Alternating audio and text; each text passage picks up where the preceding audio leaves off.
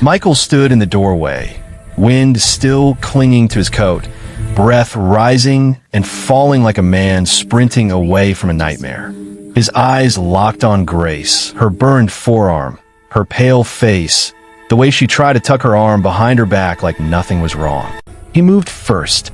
Grace, his voice cracked, and he crossed the room in 3 long strides, reaching for her hand. She flinched from the touch, instinct not rejection, and that tiny movement broke something in him. He looked down at the angry welts scorching her skin. "What happened?" he demanded, voice cold and now dangerous. Evelyn angled her chin upward, trying to reclaim control. "She was careless, Michael. Michael turned on his mother with eyes that had lost every trace of the son she once commanded.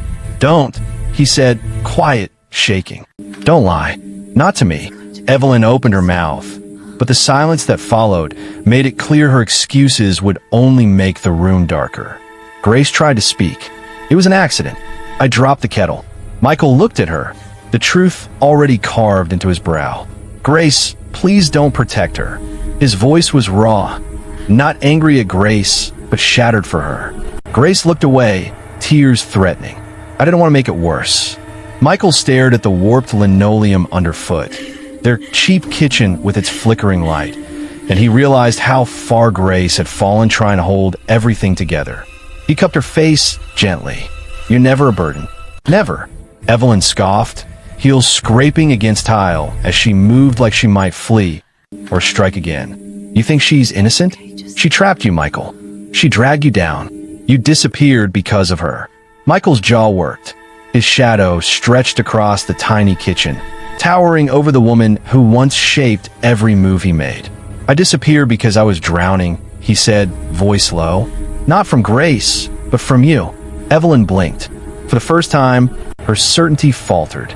Michael took a breath, steadying himself. "You tried to make me choose between my happiness and your approval, and I was weak enough to do it." Grace stiffened.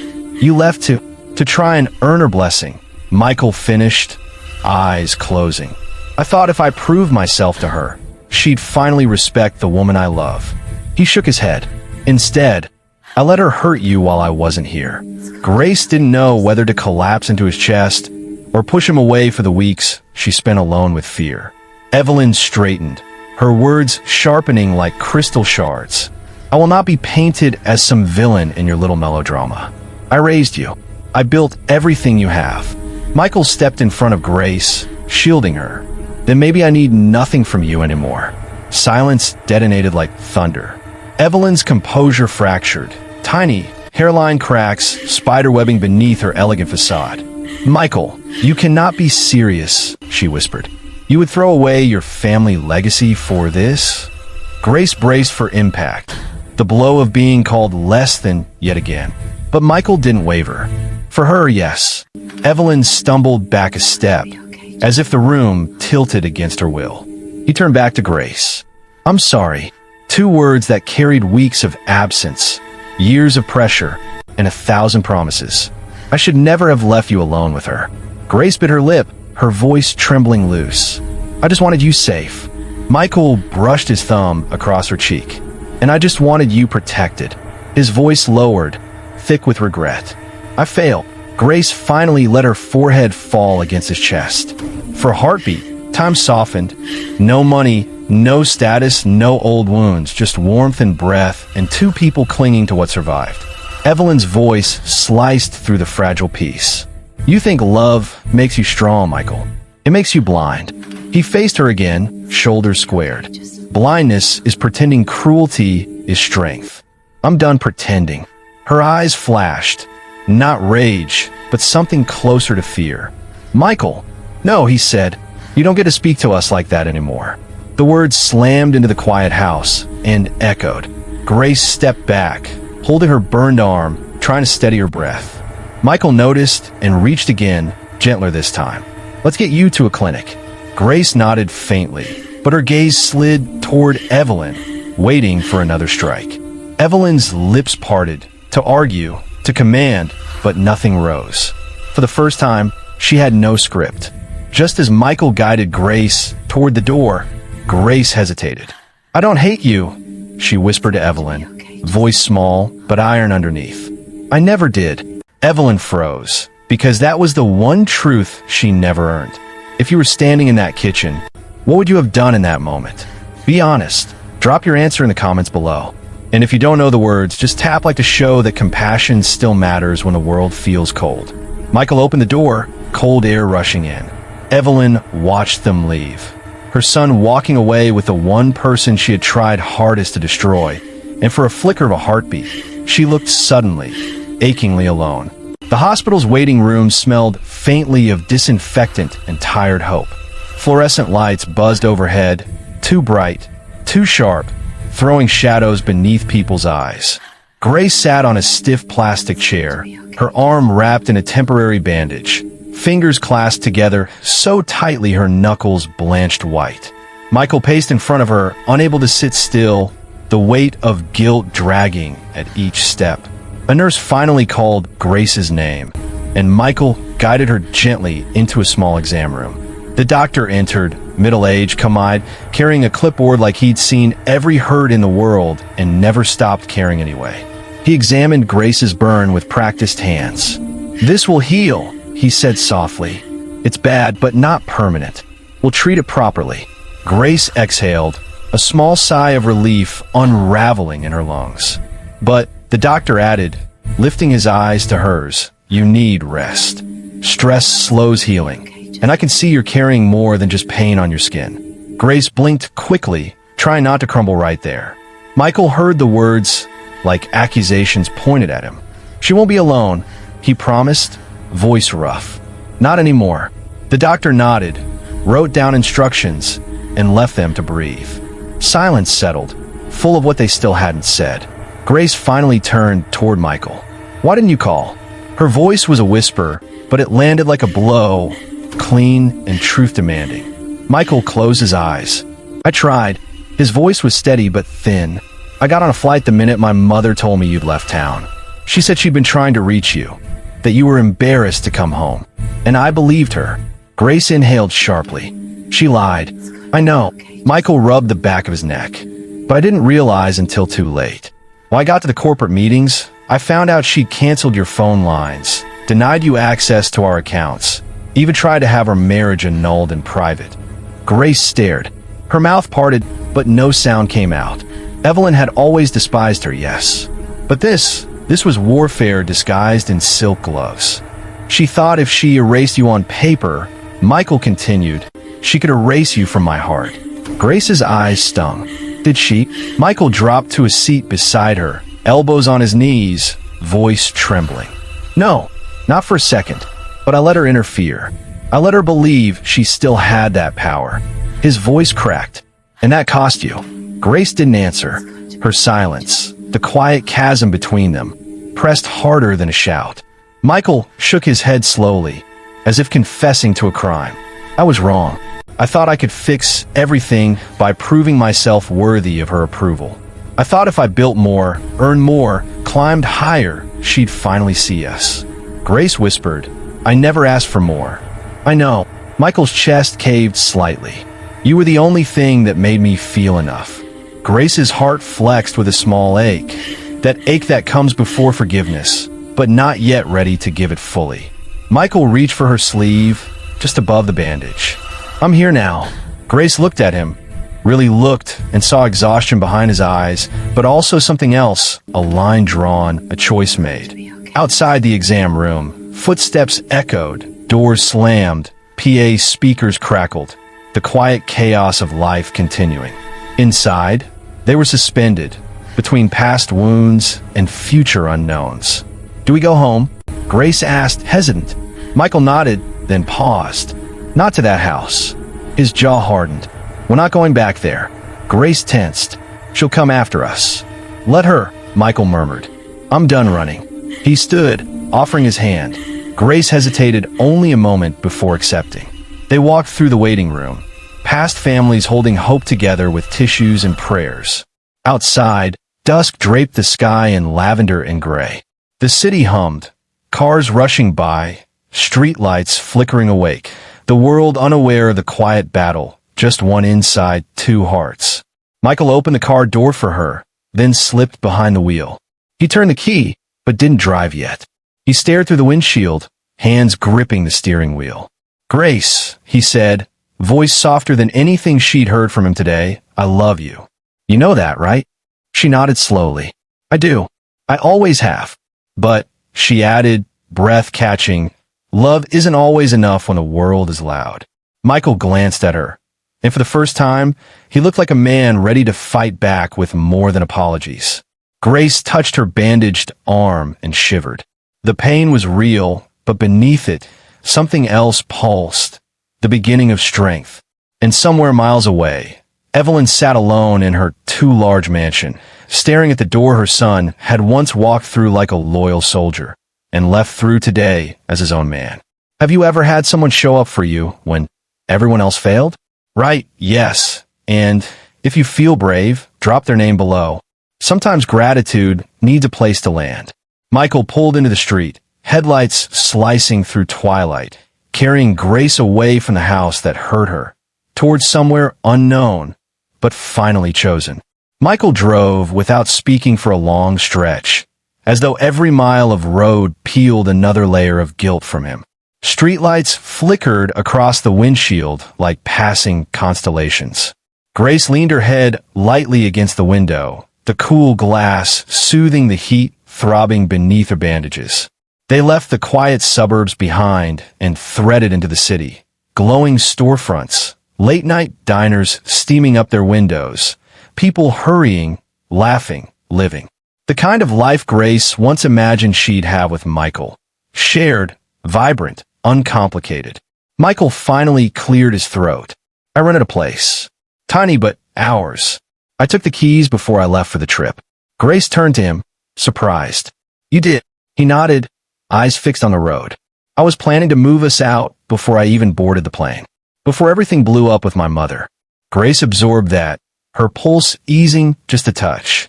The idea that he had been preparing to choose her, long before the confrontation, cracked a window open in the dark. The car pulled into a quiet neighborhood. Modest row houses, porch lights glowing amber, wind chimes clinking softly in the breeze. Not luxury, not glamour, but safe. Human. Michael parked and guided her to a small house with a brick stoop and a mismatched doormat that read "Welcome Home" in peeling letters. It was the most beautiful thing Grace had seen in weeks. The moment they stepped inside, her breath hitched. It was empty, no furniture yet, but the hardwood floor gleamed under soft yellow lights.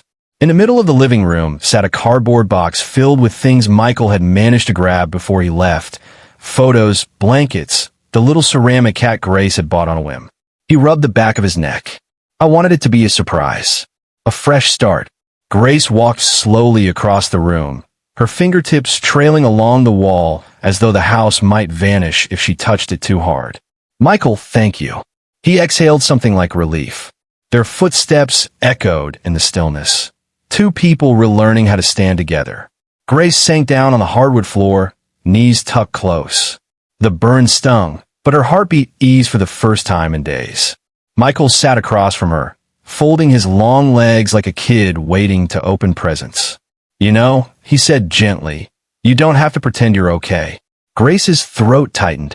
"And you don't have to pretend you're the reason I got hurt." He blinked, surprised by her clarity.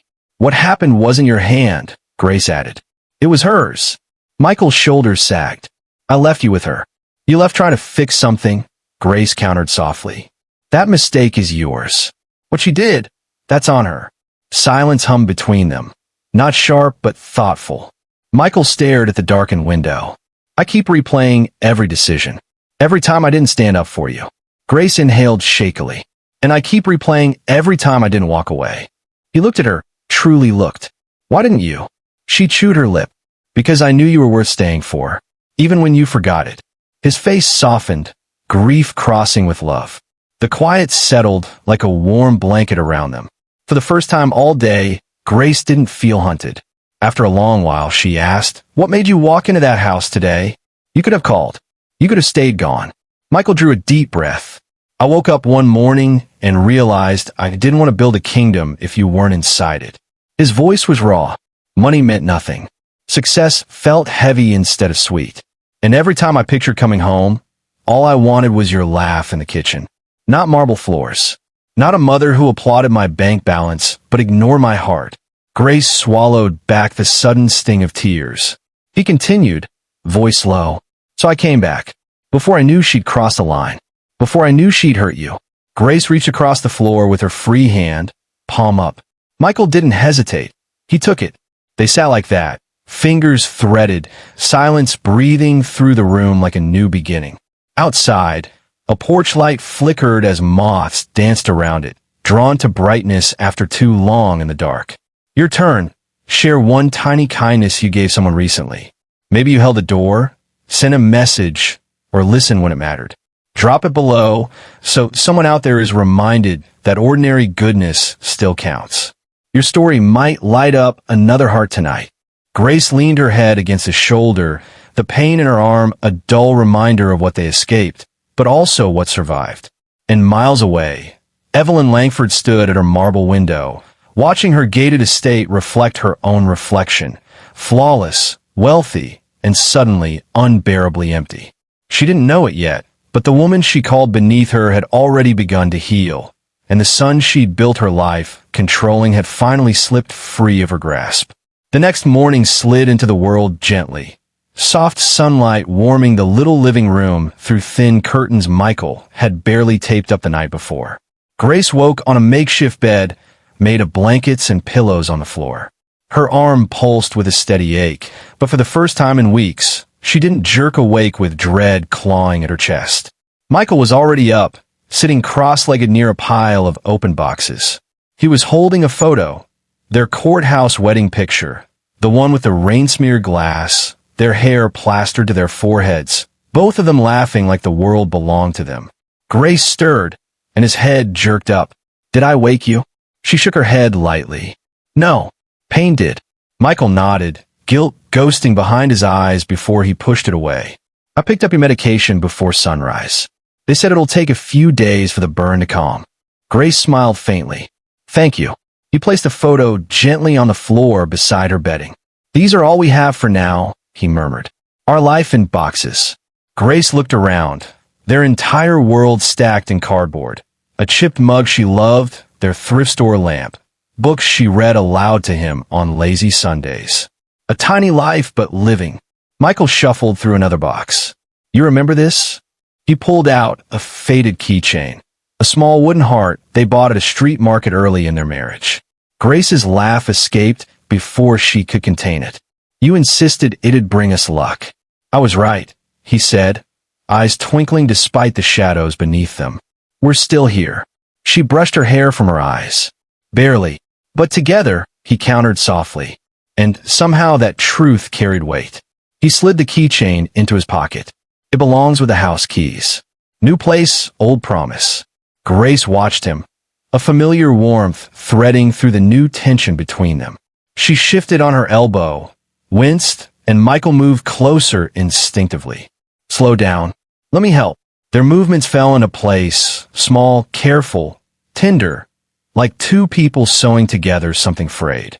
As Michael unpacked, he spoke hesitantly. I found an email from the board yesterday. They want me back next week. Grace tensed. After everything, he nodded. They don't know what happened. My mother's good at controlling stories. Grace's stomach twisted. Will you go? Michael dragged in a slow breath. I don't want to leave you. Not now, but you can't lose your job, Grace said quietly. Not when she already took so much. Michael sank onto the floor, elbows resting on his knees. That's the trap, Grace. Every time I step into that office, I'm stepping into her shadow. And every success I earn comes with her name stamped over it. Grace considered that, her heart tightening with empathy and fear. Then what do you want? He met her gaze, eyes raw and clear in a way she hadn't seen before. I want a life that's ours, even if it's small, even if we have to rebuild from scratch. Grace's breath hitched, not from pain this time, but from the enormity of what he offered.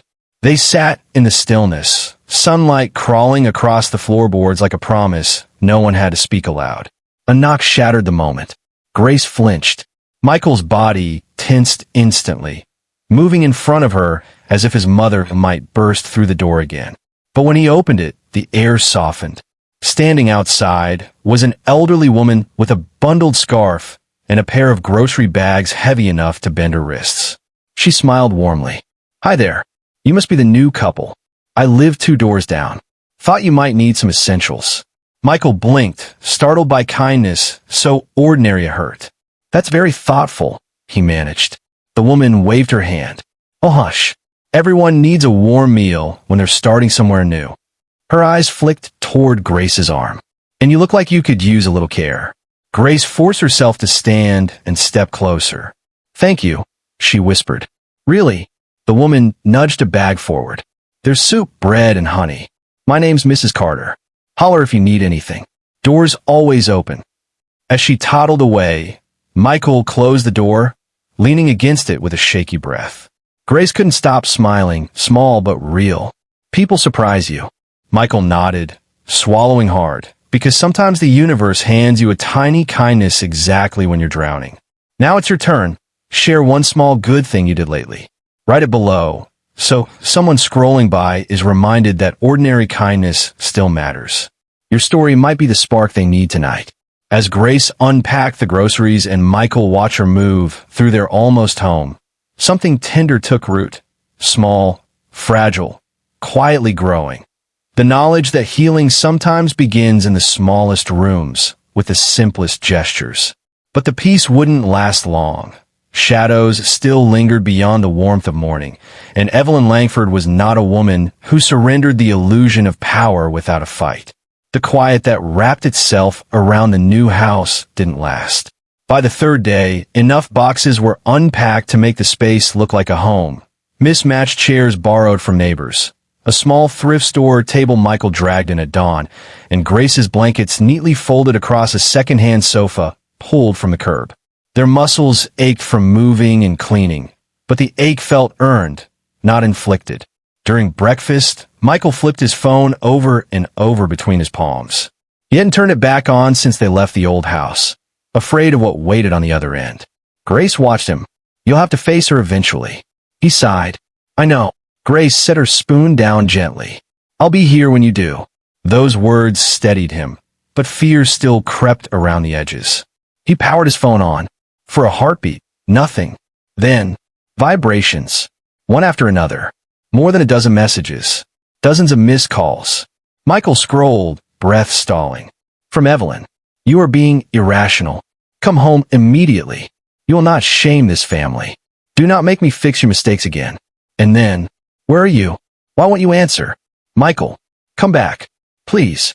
Grace saw his jaw clench. "She'll try to pull you in again." "Not this time," he replied, though his voice wavered.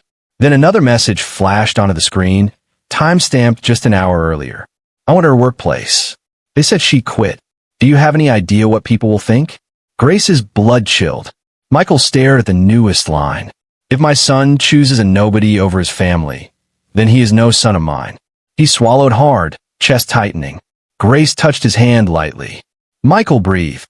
He inhaled slowly, forcing his fingers to loosen around the phone. "I'm done," he whispered. "Whatever that means. I'm done." But fate wasn't done with them. Not an hour later, Michael's phone buzzed again.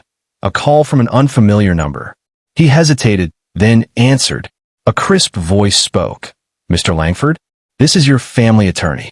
Mrs. Langford has initiated proceedings to freeze your accounts. She's claiming fiduciary concern." Michael's pulse hammered. "She can't do that. I built half of that company. The lawyer side. She technically retains majority power. But there's something else. She filed for an emergency board meeting tomorrow morning. You'll want to be there." Michael ran a hand through his hair. "Is she trying to fire me?" "It's possible," the lawyer said. "She's arguing your personal decisions suggest emotional instability." Grace's breath caught. Michael went pale. "Thank you," he muttered, then hung up. For a long while, neither of them moved. It felt like the ground shifted under their feet all over again. Finally, Michael spoke, low and hoarse. "She wants to erase me too." Grace stepped closer. "Not erase, control." He sank into a chair, elbows on his knees, breathing unevenly. "I thought walking out would be the end of it." Grace shook her head gently. "You know her better than that. So what do I do?" Michael asked, voice breaking at the edges. Grace knelt in front of him, ignoring the pull of her healing skin. You show up. On your terms. Not as her son, not as her puppet, but as a man who knows what matters. Michael's eyes shimmered with unshed emotion. Do I matter without all of that? Grace cupped his cheek with her good hand. Yes. You mattered the day you brought home flowers from the corner store because we were broke, but still in love. You mattered when you made pancakes at midnight because I couldn't sleep. Money didn't make you. Neither did she. A tear slipped from Michael's lashes, one he didn't even try to hide. He took her hand slowly. If I walk into that boardroom, I need to be strong. Grace nodded. Then I'll stand with you, even if I have to wait outside the door. Michael nodded, not in confidence, but determination. They rose together, forming a fragile, defiant silhouette against their living room window. But later that evening, when Grace stepped outside to take a call from Mrs. Carter inviting her for tea, she spotted something that knocked the air from her lungs. A black luxury sedan idled across the street. Tinted windows. Engine rumbling. Silent. Watching. Her heart thudded. She stepped back inside and locked the door. Michael saw her face and froze. What is it? Grace whispered. She found us. His heartbeat roared in his ears. If this moment hit you in the chest, leave a red heart.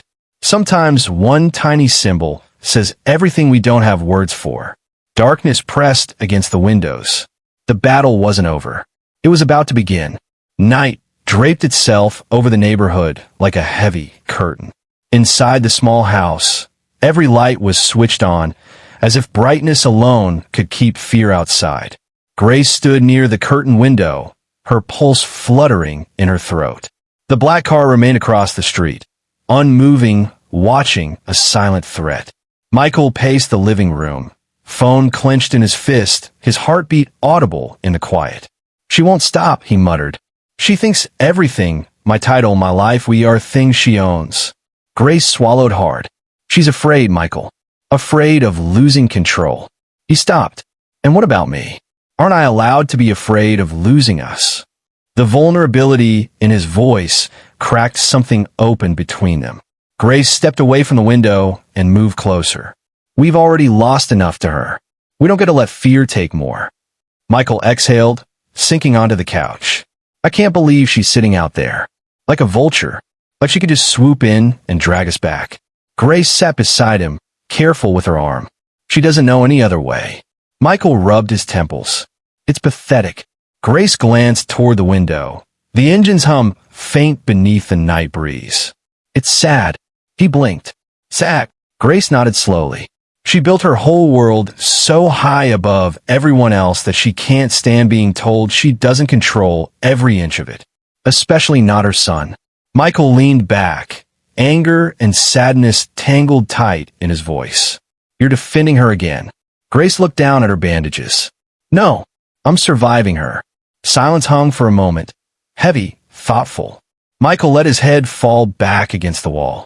When did you get so wise? Grace smiled faintly, though her eyes shimmered.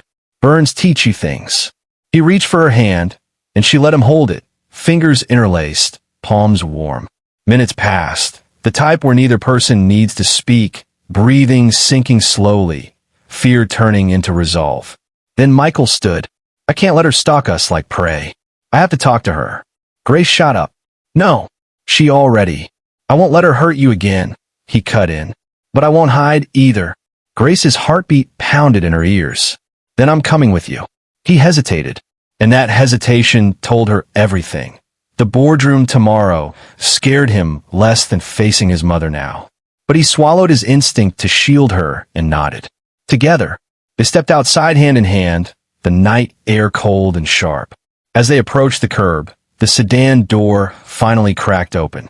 Evelyn Langford stepped out slowly, wearing a tailored coat, her hair immaculate, diamonds glittering beneath the street lamp. But her face looked carved from exhaustion, not marble.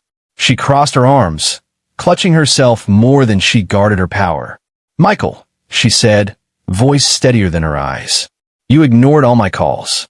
Michael held Grace's hand tighter. There was nothing left to say. Evelyn's jaw twitched. You think running away makes you strong? You think choosing her makes you noble. Grace stiffened, but Michael didn't flinch. Making my own choices makes me free. Evelyn scoffed, but the wind carried a tremor in her breath. You're throwing away everything I built. Michael stepped forward. You built the company. You built the fortune. But I built my life. And she is part of it. Evelyn's gaze flicked to Grace. And for once, no venom ignited. Only confusion. Why do you stay with him? She asked quietly. Why stay with someone who leaves you alone for weeks? Why stay when he chose ambition over you? Grace inhaled, pulse thudding. Because the question wasn't an attack, it was a wound. A mother asking what she herself had never understood. Grace answered softly. People make mistakes when they're scared. And Michael spent most of his life too scared to disappoint you. She paused, but he came back. Evelyn blinked, her armor cracking at the edges. Michael took a breath. I'm done proving myself to you, Mother. I'm done letting you dictate who I love. Evelyn's voice faltered. I raised you to be strong. Michael shook his head gently. No, you raised me to be obedient. Grace taught me what strength looks like. For a long moment, Evelyn simply stared, as if seeing her son for the first time, not as an extension of her power, but as a man choosing his own path. Her voice thinned. And if this ruins you? Michael squeezed Grace's hand. Then we rebuild. Together. The word together hit the air like a bell. Evelyn closed her eyes, and when she opened them, something devastated flickered through. Loneliness, maybe. Pride collapsing into dust. She stepped back toward the car, but paused. Michael, she said, voice raw. I don't know how to not lose you. He swallowed, torn but steady. Then learn. Evelyn's lips trembled, not in anger this time, but admission. Then she got into the car and drove away.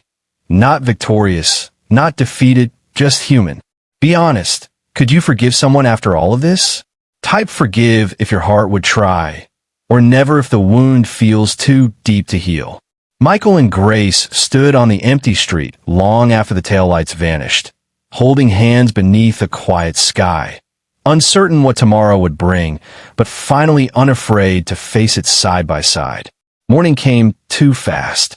Michael barely slept, replaying the street-side confrontation until dawn seeped through the curtains. Grace, despite her arm throbbing through the night, managed more rest than she expected, exhaustion finally pulling her into dreamless quiet. By 8 a.m., Michael was dressed for the board meeting. Not in the sharp designer suit Evelyn insisted he wear, but a simple blazer over a white shirt, sleeves rolled once. He looked like a man who was done pretending. Grace fixed his collar gently. You look like yourself. Michael exhaled shakily. Today feels like a crossroads. Grace nodded. Whatever happens, you walk out whole. He held her gaze.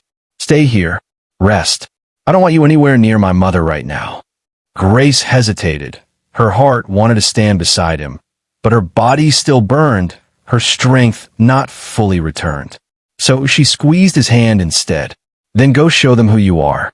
Michael kissed her forehead, light, trembling, and left. The house felt too still after the door closed behind him. Grace drifted through the rooms slowly, her fingers brushing the walls, the half-unpacked life. Her arm pulsed dull heat beneath its bandages, but her spirit, strangely, felt steadier than it had in months. She made tea, slow, methodical, letting the steam warm her face. Somewhere in the quiet, she realized she wasn't holding her breath anymore. Meanwhile, Michael drove toward the towering Langford Corporate Center, glass, steel, and cold ambition slicing the sky. He walked through the entrance, aware of every pair of eyes on him. Whispers followed like shadows. He was gone for weeks. Is he being replaced? Did someone force him out? But step by step, the noise faded. He wasn't here to fight rumors. He was here to reclaim himself. In the boardroom, his mother sat at the head of the table, immaculate as ever. She didn't look up when he walked in, but everyone else did. Michael took a seat, not at her right side as tradition dictated, but across from her. A small choice with a loud message. The meeting opened with numbers, projections, formalities, Evelyn's domain. But every word held an unspoken weight. Michael is unstable. Michael made mistakes. Michael doesn't deserve his place. Finally, the lawyer cleared his throat. The emergency motion filed by Mrs. Langford suggests Michael is unfit due to recent personal decisions. Silence rippled. Michael stood before anyone could speak further. My personal life is mine, he said steadily. My marriage, my home, my choices, none of them compromise my capability. He glanced at Evelyn, not defiantly, just truthfully. For years, I let my mother's voice drown out my own, he continued. I turned myself into something she wanted instead of who I actually am. And I'm done with that. Someone in the room murmured approval under their breath. Michael paced slowly, every step deliberate. Yes, I took space. Yes, I disappeared for a few weeks. Not because I was weak, but because I needed to decide whether any of this mattered enough to keep fighting for. He took a breath. And it does. But not at the cost of my humanity. A board member leaned forward. What are you proposing, Michael? Michael looked each person in the eye. I'm stepping down as vice president, effective immediately. Gasps. Evelyn stiffened. Even though she had worked to push him out, hearing him choose it shattered her illusion of control. Michael continued, voice calm, sure. I'll remain a minority partner. I'll still contribute to the company I helped build, but from a distance. I'm not willing to sacrifice my happiness for a title. Someone whispered, good for him. Evelyn finally raised her eyes, but they held neither triumph nor fury. Something more brittle. And your wife, she asked quietly, is worth losing your station? Michael smiled for the first time that morning, a steady, grounded smile. She's worth building a life for, not losing one. The room fell silent, and in that silence, a decade of chains quietly slipped away. Michael left the building lighter than he entered, though unsure what would come next.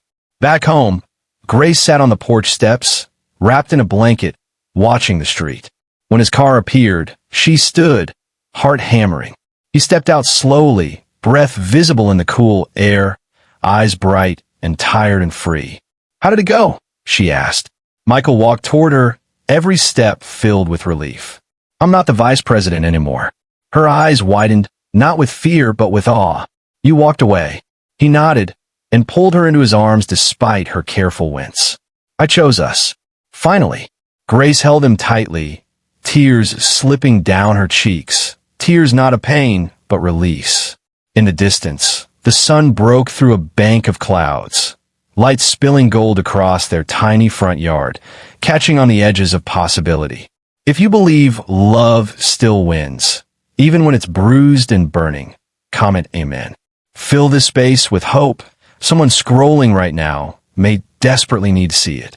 For the first time in years, Michael felt like a man standing on his own feet, and Grace felt like a woman no longer carrying someone else's silent war. But their story wasn't finished yet, because forgiveness, even when chosen, had a long road ahead. The next week unfolded slower than either of them expected. Mornings were gentle, Grace tending her arm, taking short walks around the block with Michael, learning the rhythm of their new street. Evenings were quieter, unpacked boxes becoming furniture, space turning into home. Most of the time felt ordinary, which was exactly what Grace's heart had been begging for. One afternoon, Michael found her seated at the small kitchen table, pen in hand, a half-written letter on the page. He read her expression before reading her words. To Evelyn, he asked softly. Grace nodded. Not to forgive everything. Not yet. But to tell her I survived her. And that I'm healing. Michael swallowed, a mix of pride and grief. She'll read it, he murmured, even if she pretends not to. Grace exhaled. And if she doesn't, it will still be something I do for me, not for her. He kissed the top of her head.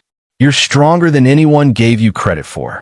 Grace didn't answer, but the truth of it settled warm beneath her skin. Later that evening, Michael sat on the porch steps, phone in his palm. He hadn't spoken to his mother since resigning. The wind rustled the leaves of the small maple tree in the yard. Neighbors walked dogs. Kids laughed down the block. Normal life, happening around a man who had finally let go of the gilded cage he was raised in. Grace stepped outside, joining him quietly. Thinking of calling her? She asked. Michael exhaled, thinking of not hating her anymore. That's a start. Grace leaned against his shoulder. She'll need time. I know. He stared into the dark street. And maybe I do too. The sky deepened into indigo, stars pricking through velvet. Days turned into weeks, and one morning a letter arrived. No return address. Perfect handwriting. Michael sliced the envelope open with steady fingers, Grace standing beside him. The letter inside was short. Michael, I don't know how to be the mother you need, or the woman you deserve to be proud of, but I see now that I was losing you long before you walked away. I hope one day I learn how not to hurt the people I love. Evelyn. Grace pressed her hand to her mouth, not in shock, but in stunned tenderness. Michael blinked rapidly, voice catching on a whisper. She's trying. Grace wrapped her good arm around him from the side. And that's something. Not a reconciliation. Not yet, but a beginning. Over the following months, Michael applied for jobs he genuinely wanted, not ones chosen to impress anyone. Grace took a part-time position at a community center teaching kids art. They rebuilt, tiny brick by tiny brick. They learned how to argue kindly, how to sit in silence without fear, how to wake up without dread clinging to their ribs. One spring afternoon, Grace slipped her hand into Michael's while they walked past a park filled with families. You know, she said lightly, we might actually make it. Michael smiled, slow, deep, entirely his own. We already are. Grace let the sun warm her face, wind lifting strands of her hair. I like who we're becoming, she added. Michael squeezed her fingers. We became us the moment we stopped trying to be who she wanted. Grace nodded and started choosing who we needed to be. As children shrieked with laughter down the slide, and a father pushed his daughter higher on the swings, the world felt miraculously normal. And it was enough. Grace glanced sideways, voice soft but certain. We never lost love, Michael. We just got lost inside someone else's expectations. Michael kissed her forehead, lingering. Never again. They crossed the street back toward their house. Nothing fancy, no gates, no staff, but filled with something Evelyn's mansion never held. Peace. And somewhere across the city, Evelyn Langford sat alone in her immaculate living room, staring not at portraits of power, but at a framed photo newly placed on her piano. Michael as a child, missing his front tooth, laughing with a joy she never learned to nurture. Perhaps, in time, she would find her way back. Perhaps she wouldn't. But Grace and Michael understood something Evelyn could not control. Healing didn't depend on permission. It grew where love was allowed to breathe. If this journey touched you, don't keep it quiet. Tap like, not for me, but for Grace, for Michael, and for anyone carrying scars they never asked for. One click can whisper, I felt this too, and remind someone they aren't alone in the fight. Grace took Michael's hand, and together they stepped through their front door, not escaping a monster, not fleeing a legacy, but walking into a life they chose, built, and finally belonged to. And the moral settled gently like dusk over all they survived. Power fades, wealth wavers, but kindness, the kind you fight for, is what saves us in the end.